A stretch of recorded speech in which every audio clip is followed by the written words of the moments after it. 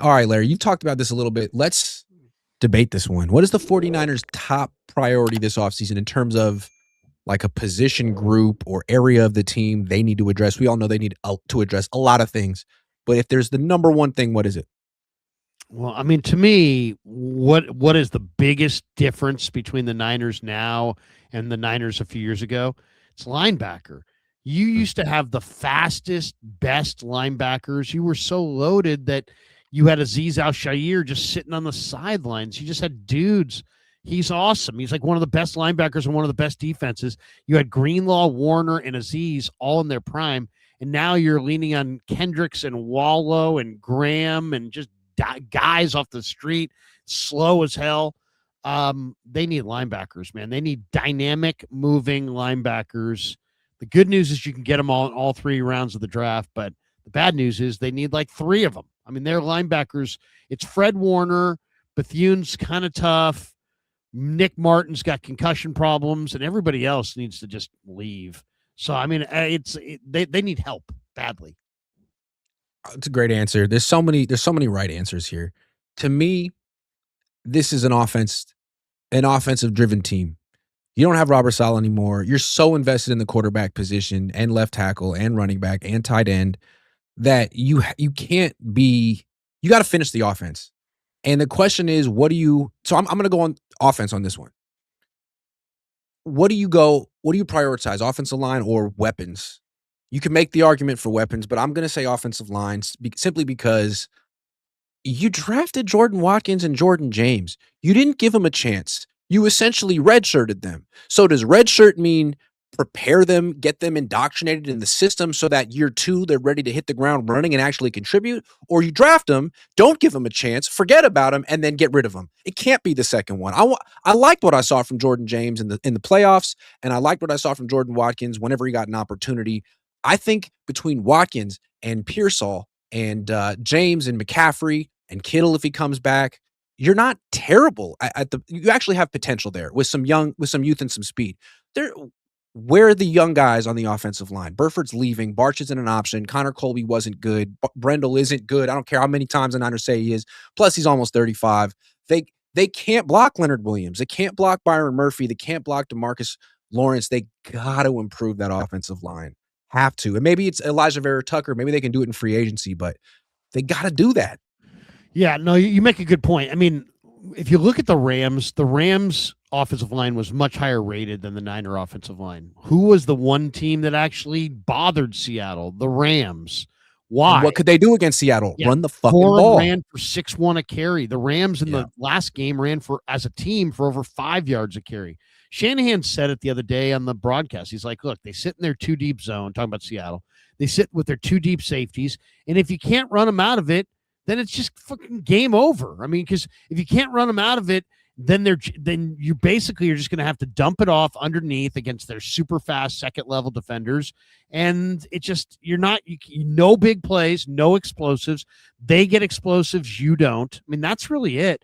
Barnwell did a great piece leading into the Super Bowl about how the number one factor in winning football is no longer even turnovers. If you win the turnover battle, you win like 59% of the time. But if you can win the explosive ratio, if you have more explosives than you give up and you have a better ratio of explosives, that team wins 61% of the time. So it's all about that. And that's the key factor in today's football. And that's what Seattle does better than anybody. They get explosives. They go after Rashid Shaheed to get more explosives. They go for speed backs like Walker to get more explosives. They just drafted the kid Arroyo out of Miami. He didn't play much this year, but him and Barner are going to be a terrific tight end combo. More explosives. So they get explosives on offense. They sit in their 2 deep shell. They don't give away any explosives on defense. So you have to be able to run the ball. You got to be able to run them out of it. So the Niners got to get better, stronger, more powerful run blockers at the point, and they need more and better running backs, not just CMC.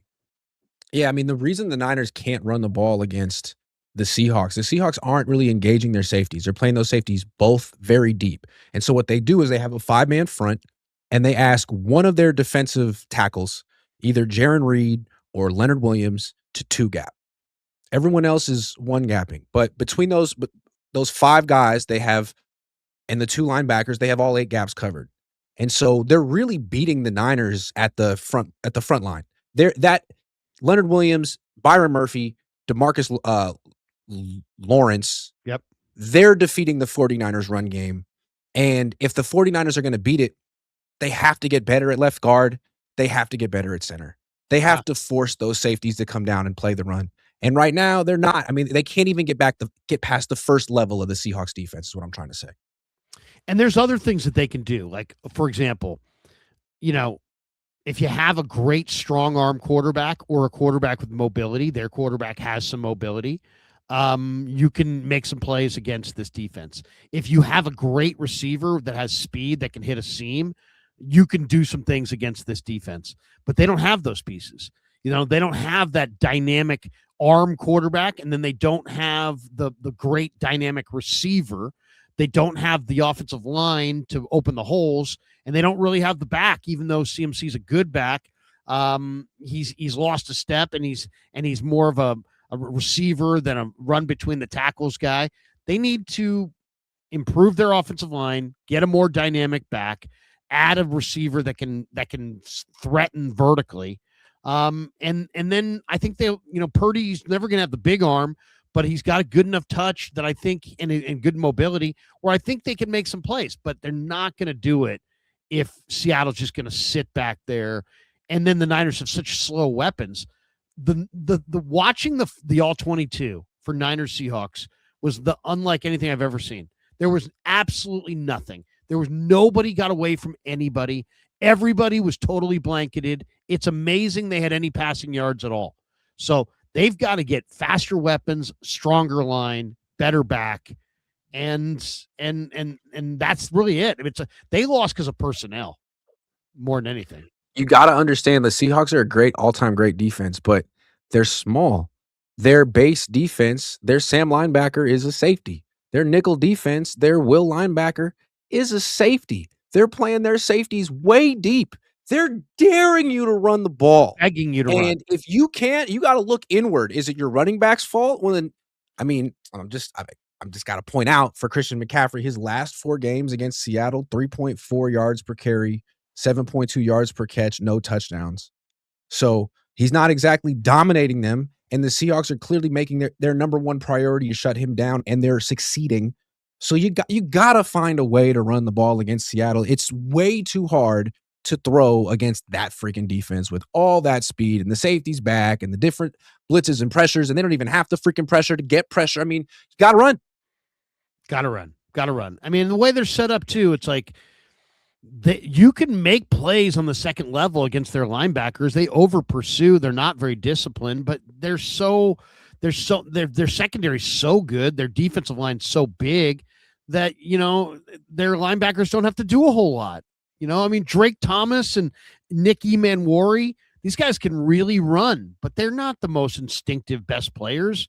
But it doesn't matter. Their mistakes get covered up because you don't get to that second level. You don't get past the line of scrimmage. Look how big Jaron Reed, Leonard Williams, and Byron Murphy are just owning Brendel, Pooney, and Burford. I mean, go watch that They're film. Huge. Those guys you just need to have a toss left those guys. guard who can hold his own against Leonard Williams. If Leonard Williams can lock him out and two gap and actually play both gaps while pushing you back into which is what he can do against the 49ers routinely, then what are you really going to do? How is Christian McCaffrey or Jordan James or anyone going to run the ball against that? You need help from the interior of the offensive line. And this isn't a pass protection thing. This is much more about run blocking, in my opinion. The running game was awful all year.